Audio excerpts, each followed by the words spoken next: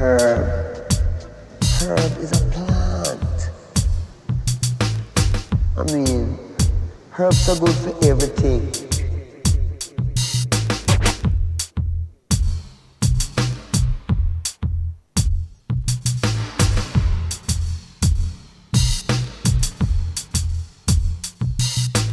Herb.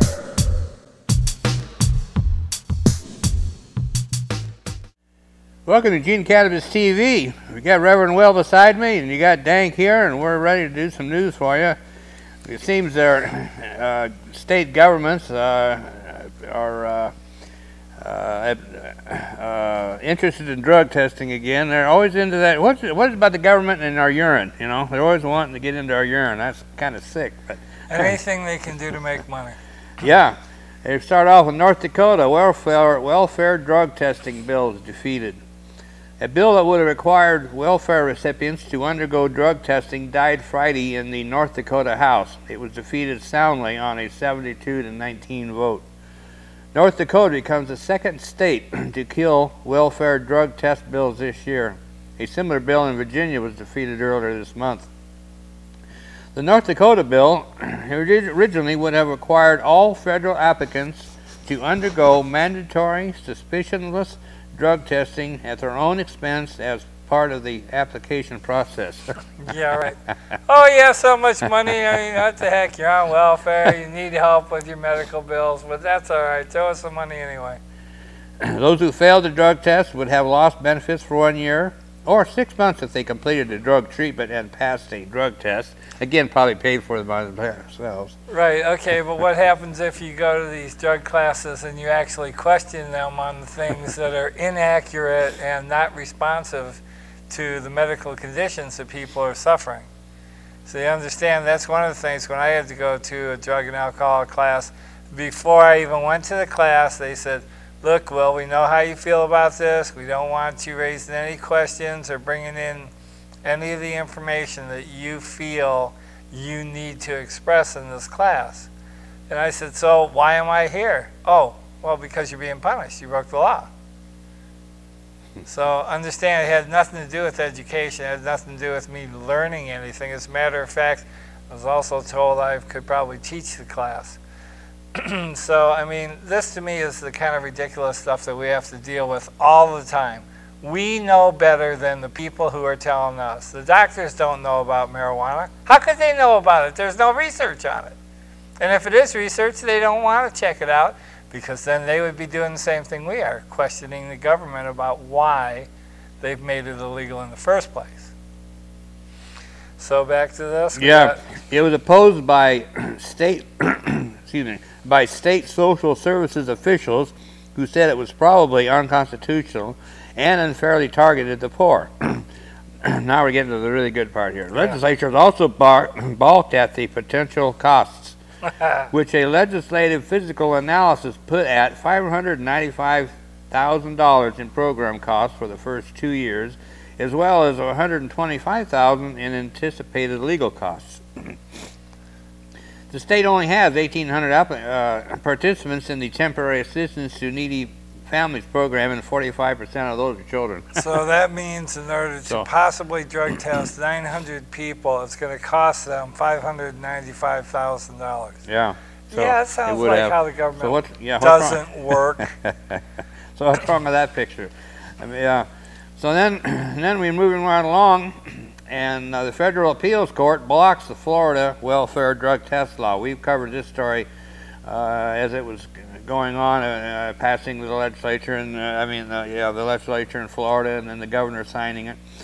But the 11th. Is that still Jeb Bush? Is he still there? No. I've forgotten it. I'll find it. That's okay. It doesn't matter. I was going to say if it's a Bush, and then we have a reason for the idiocy to the 11th Circuit Court of Appeals in Atlanta Tuesday upheld a preliminary injunction blocking Florida's 2011 law requiring welfare recipients to take and pass a drug test. The court held that mandatory suspicionless drug testing violated the Fourth Amendment's prescription against warrantless searches and seizures. What's that? I want to see that word in the dictionary because I don't believe it exists. Yeah, but anyway. Okay. So anyway, this is Atlanta, Georgia. So even though Florida passed it, it's being blocked by the Federal Appeals Court. So the Fed do get it right once in a while, apparently. That's a bit of a shock. Well, this man, Louis LeBron, applied for temporary assistance for needy family funds but refused to be drug tested. His challenge to the law led to a federal district court's preliminary injunction halting the implementation of the law. The 11th Circuit's ruling Tuesday upheld the preliminary injunction. So now we've got the federal courts have generally found random, suspicious list drug testing to be, isn't that, what is that where you prejudge people? You know what I mean? Guilty until proven guilty? Well, no, there's a term for it that I can't think of at the moment, but it's profiling. Oh, there we go. Oh, that's what it is. yeah. I mean, isn't that a random, suspicious list drug testing to be? Profiling. But I've carved out two special needs exceptions. One is for public safety, allowing testing of pilots, truck drivers, and police doing drug enforcement, and children, allowing testing of students involved in athletic or extracurricular activities. Yeah, we wouldn't want these kids relaxing after they go out there and bust their butt for hours trying to make it on the team, and then once you get on the team, you got to win. So you're under all this stress. I mean, surely we wouldn't want them to go home and be able to relax. Nah. So the state of Florida presented no empirical evidence to bolster its special needs argument that suspicionless drug testing of TANF applicants is in any way warranted.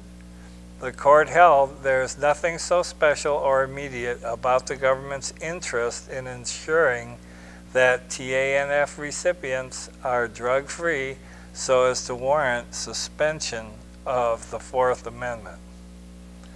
Today, the 11th Circuit Court of Appeals, in affirming a preliminary injunction halting Florida's law mandating suspicionless drug testing of TANF applicants, set important precedent which will hopefully curtail other states from following in Florida's stampede over individuals' Fourth Amendment rights. As Judge Jordan succinctly stated in his concurrence, constitutionally speaking, the state's position is simply a bridge too far. The 11th Circuit's decision deals a devastating blow to any state's attempt to impose suspicionless drug testing as a condition of receiving governmental benefits, said Daniel Abramson, Director of Legal Affairs at the Drug Policy Alliance, which had filed an amicus brief in the case. We hope that lawmakers will choose to honor the Constitution rather than scapegoat poor people in efforts to address perceived drug problems. I like that. That's well said. Right. Yeah. And then we got Indiana. The Indiana House approves the welfare drug test bill. Okay. One hand not watching what the others are doing. Right. The Republican-controlled Indiana House voted overwhelmingly Monday to approve a reasonable suspicion drug testing bill for welfare recipients. The bill would require all adult recipients of the temporary aid to needy families benefits to undergo an assessment to see if there is reasonable suspicion that they might be using illicit drugs. Recipients who are deemed suspicious would then go into a pool for random drug testing, with half of the pool members being subjected to drug testing. Here we go back with the profiling, right? Yeah. Right. Which is Yeah, not but you only got supposed a to be happening. 50-50 chance now. Right. That makes it better. So once again, the people who fail the drug test, same boat? Yep, people who fail the drug test will lose their benefits unless they are enrolled in a drug treatment program and produced negative results on future drug tests. Repeated positive drug tests could result in the permanent loss of benefits. The bill defines reasonable suspicion as having been charged with a drug offense, having previously presented positive drug test results, or having been assessed as a likely drug user by the Substances Abuse Subtle Screening Inventory Test, a commercial test that claims a 90% accuracy rate. Interesting that they would put the word subtle in there. S-U-B-T-L-E, folks, subtle. The Substance Abuse Subtle screening inventory test. Yeah, and here's saving the best for last. Here's the upshot. Okay, you get this one. Go ahead. The House approved the bill despite the legislative staff financial analysis that showed the state would spend $2.7 million on the program to possibly save the state $1.5 million in denied benefits. That means the state would lose $1.2 million next year if the bill would become law. Hey, here we go, folks. We're on the old merry-go-round that makes no sense. Oh, my God. Isn't this just, wait a minute. This is just horrible. I cannot believe that even with the statement from their own financial advisor telling them that they're going to lose that much money, and they're still pushing for it. Okay. It falls under the old category of if you're not paying attention, or if you're not outraged, you're not paying attention. There it is. There it is. So, yeah. So, I really like this one about the kid, the 5th grader. Yeah, I want to jump on that one. You want to take that one? Oh, sure. A 5th grader from Suffolk, Virginia could be expelled from school after he brought in some marijuana last week to prevent his father from using it. Local police say the Driver Elementary student showed the pot to his teacher and explained that he stole it from his dad's truck to help him kick the habit. The kid's mother was called to the school and heard the explanation as well. Suffolk Public Schools official Bethany Bradshaw told WABY that the school's zero-tolerance policy required that the student be recommended for expulsion. Now, you would think that this kid is doing what they want in a way because he's getting it away from his dad and letting the teachers know that his dad does pot. And because he's doing something about it, being proactive, he's going to be punished. So this, to me, this young man is my idol. He's my hero for this week. Because even though I don't agree with what he did, to me he did something. He thought that he was helping his dad. Now, if his dad is using it and it's not helping him in its process, I say don't do it. If he's doing it around the young man, I say, don't really do it, because as far as I know, this is Virginia, and Virginia doesn't have medical marijuana, do they? I don't believe so, no. So there really is no legal way for his dad to be doing this. Right. And so I think that what he's done is that he should get a commendation from the school, but instead, once again, they're more interested in punishing. So that's basically it for right now, because we have to wrap it up. And we will be back afterwards, and we'll see if we want to take off on this or something else. Oh, yeah, you bet. You got some bills to talk about in the state, so we got a lot to talk about. We'll be right back. Are you tired of following all the rules? Ready to let loose? Have a little fun? Sounds like you need to. Get high. And with Narcomex Incorporated, your direct-to-consumer drug trafficking solution, you can. Narcomex values your business. That's why we're your #1 supplier of drugs, and you're our #1 consumer. These billions can't be wrong. We work hard for your business and have killed not 1, not 2, but 3 Mexican police and 2 journalists just to keep you high with that very joint. Why, our commitment to keeping you supplied has killed over 17,000 people right next door. Traffickers, soldiers, journalists, prosecutors, you name it. We're that passionate about your business. We've even begun to destroy some of your favorite tropical beach destinations. Because if you smoke enough at home, you don't even need a beach. But don't legalize it or grow it at home. Let us do the work for you. Sure, consumers boycotted evil companies, but there's no need to boycott Narcomex Incorporated, your direct-to-consumer drug trafficking solution, also offering heroin, meth, and cocaine. Narcomex Incorporated. Live a little, and forget others won't.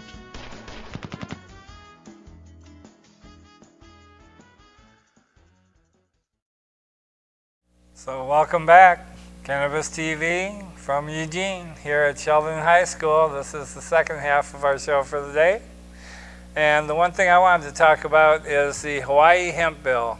Clears the House and heads to the Senate. The Hawaii House of Representatives unanimously passed H. Bill 154 HD2 to establish an industrial hemp research pilot program. I hope they do better than we did, because we've had it in effect for 4 or 5 years and we still don't have a plant in the ground. The bill now goes to the Senate.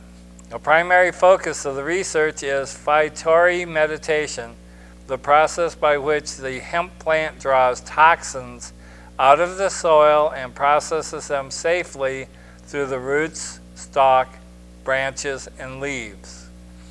House lawmakers expanded the scope of the research to include industrial hemp's value as a biofuel feedstock in Hawaii, which would be great because they don't need a bunch of oil and gas over there. People now understand how industrial hemp can benefit Hawaii, said State Representative Cynthia Thielen, who co-sponsored H. Bill 154. The hemp plant itself uses phytory meditation to cleanse the soil of pesticides, heavy metals, oil, and other toxins. Adding industrial hemp as a source of biofuel is another avenue worth pursuing, Thielen said. Reducing our dependence on foreign oil through the use of renewable resource would be very good for Hawaii. And yeah, so that's, we'll see how that goes, and we'll hear some more about it. We'll come back and tell you. But it's on to the Senate, so it gives us hope. And gives us hope. As to, compared to some of the other states we've been reading about. Oh, God. Yeah. So, we have here a list put together by one of our fellow activists of the bills that are in the Oregon legislature this year. Some of them are pretty bad, some aren't too bad, and we have limited information on the ones that are there, but we can tell you what we have.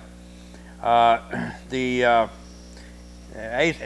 Bill 2052 increases assessment fee for marijuana diversion program, increases from $90 to $275. Total fee for a diversion $710. Now I'm not real clear on what that is, but the fact of raising the fee from $90 to $275 can't be good. Well, you know, it's like the University of Oregon. My girlfriend got fired from there for smoking a joint on the property, and there's no diversion program at the University of Oregon. You have diversion for heroin, you have diversion for alcohol, probably for cocaine, you know, but you do not have a diversion program at the University of Oregon for people who smoke pot. Duh! I wonder why that is. You know, it's because if you smoke pot, you're a bad person. You can't work for the University of Oregon. So what else do we have going? HB 2114 allows the DRE evaluation admissible even if all evaluations are not completed. Yeah, DRE, that's drug recognition expert. That means that this officer who's had 40 hours of training and is now then deemed as a drug recognition expert, his evaluation could be admissible even if he didn't have enough a probable cause to do that, to submit the DRE evaluation on you. It can still be admitted. So let's hope that doesn't make it. See, a lot of these bills they just put out there and but you know, they don't have a chance in hell. But they just throw it on the wall and see what'll stick, as the saying goes. You know, let's hope that one slides off. You know, that's part of it. And if they ever get one of these through, then we're all screwed. Oh yeah, that's why we'll be calling from time to time and. Time to go to Portland, and I mean Salem, and just like we've done once already. Right, which was wonderful. If you ever go to one of these and you're actually heard and you feel benefited by the people who are up there, as long as they're not going to sleep, which was one of the things that we did have happening there. Thank God for the women on the committee who are nurses and who cared enough to listen to the testimony that we were giving about how beneficial it would be to have the one working product out there actually be accepted by our legislators, which is marijuana for PTSD. Then we have HB 2115. Now it says defines intoxicant allows affirmative defense for DUI if intoxicant lawfully obtained, used as prescribed, adverse reaction. So apparently, if you're taking a prescription and you're having some kind of a adverse reaction to it, you won't be charged with driving under the influence under this bill. So, on the surface, it sounds like it may be a move in the right direction to help people that got to where they're at innocently. In other words, I guess the way I'd put it. But anyway, and so you have HB 2204, HB 3194, and 5. And when this is asked at the request of a Clackamas County DA, you know it can't be good. Realigning penalties, RE substantial quantities, relates to sentencing guidelines. So again, I'm not sure the details on this, but my guess is that when it says here realigning penalties, which for substantial quantities, my guess is they're going to give you more time for larger quantities, I'm sure. It's all about punishment. So, yeah. HB 2365 and 2377, concealed handguns, expands class of marijuana convictions that do not operate as bar to obtaining. Excuse me. Let's see, expand class of marijuana convictions.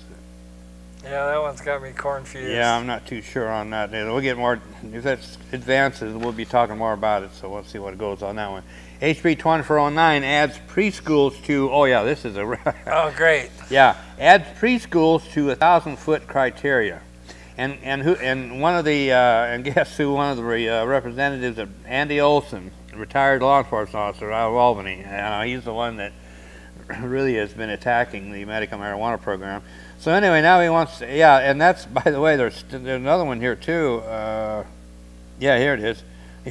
HB 34, this is a different one now. HB 3434 defines within 1,000 feet, adds existing licensed child care facility to schools. I knew it. That's just what my question was going to be. You mean they actually let out those? They So, didn't in get other them words, in if they catch you on doing something with narcotics within 1,000 feet of school, it's extra penalties. Well, now they're adding preschools and adding child care facilities. And that means that you got to worry more than that elementary school sitting on the corner. You also got every little daycare, according to these new laws they want to get in. Every daycare, home daycare could be 1,000. You know, no matter where you're at, you could be within 1,000 feet of something. Right, that's the whole key. See, this is where when I'm talking to people about discrimination and they're not getting it, listen, folks, you just don't want us here. I guess that's it. But then how are you going to survive? Because you won't have all of our money, which we give to you for certain things that we need, and you need us to buy from you so that you can survive. So you're basically just shooting yourself in the foot by kicking us out of here. Yep, we got HB 3055, reduces cards per household to 3. And establishes a fee for required criminal records check. So again, More this is money. nothing that's for us. More money. Yeah. Yeah, that's the whole thing. I loved your signs when we were up there, the ones that said, why don't you try doing something for us instead of to us? Yeah. Yeah. I mean, that's it, basically. Just bend over again, folks. Just bend over again. And then here's one. Now this one here, this one I guarantee is going to get Will going. Screened infants for controlled substances for facilities over 200 live births per year. Go ahead. What can you say? I I mean, know. as ridiculous as it gets, when it gets even more ridiculous, there's really nothing you can say. I am at my wit's end as far as this goes. Now, you did tell me that there was a bill in Congress, in the Oregon Congress, that's talking about making smoking cigarettes illegal. Yes, in combined, yeah, in confined areas, like in the car with minor children. I personally want it everywhere, because I'm sick and tired of not being able to walk downtown in my own town and have to dodge and duck all these friggin' idiots out there smoking cigarettes. And I'm sorry, but I will call you a friggin' idiot. Anybody who's going to sit down and smoke a substance and put it into their lungs that has asbestos as well as ammonia and other things in it. You can't walk into a house or a building with asbestos, but you're going to sit there and smoke it and pull it into your lungs? So understand, if you don't like me calling you ignorant, don't do some ignorant thing, okay? Because this is very ignorant. And those women walking down the street with their kids, underneath them smoking a cigarette, and people in the cars, I had to deal with secondhand smoke all my life. I'm lucky to be as healthy as I am. So, I mean, is there any other of these bills that we got going? Well, we do have HB 3371, which legalizes marijuana with regulation. So that one, it needs a few tweaks, but all in all, it's not bad. So we're having hope. We have hopes on that one. Cool. That one has been, see, it's referred to the speaker's desk, so we're not sure what's going on there.